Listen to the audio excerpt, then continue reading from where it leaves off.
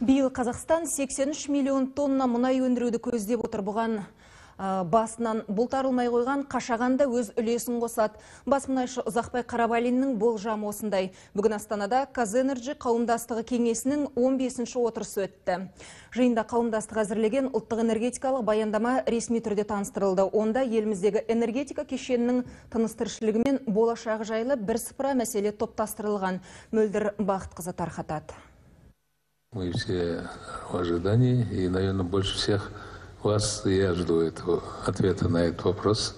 9 қазанда тоқтаған Қашағандағы өндіріс қашан басталады, көптің көкейін тескен сауал осы. Министр әзірге газ құбырында 26, мұнай құбырында бір ақау шыққанын біледі. Ал құбырды жамап жасқау жұмыстары қашан аяқталары белгісіз. Ластанған ауа үшін Қашаған операторына айыппұл салынбақ. Келтірілген шығынды қоршаған ортаны қорғау министрлігі есептеп жатыр. Осы айдың соңында оның мөлшері белгілі болады. Қазір Қашаған тоқтап тұрса да, биыл одан алыну тиіс мұнай мөлшері болжанып қойған. Былтыр Қазақстан 81 миллион тонна мұнай өндірсе, биыл 83 миллион тоннаға арттыру көзделіпті. Сол 3,2% айырмашылық осы Қашағаннан алынады деген үміт бар.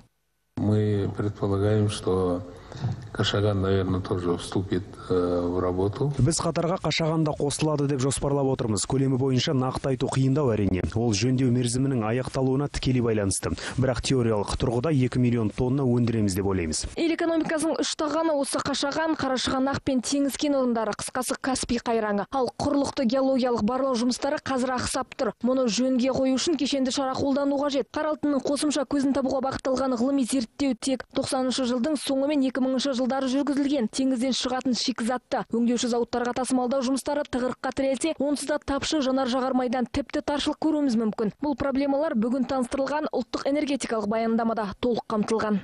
А именно принять государственную программу геологоразведки.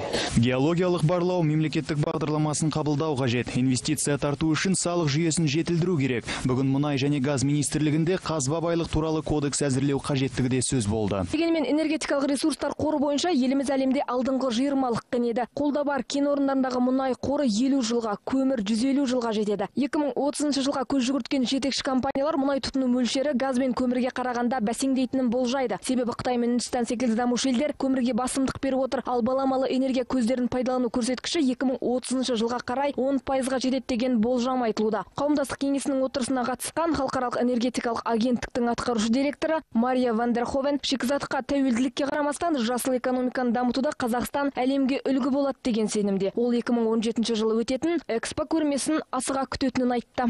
Мөлдір Бақытқызы, Алмас Жулубаев, Астана телеарнасы.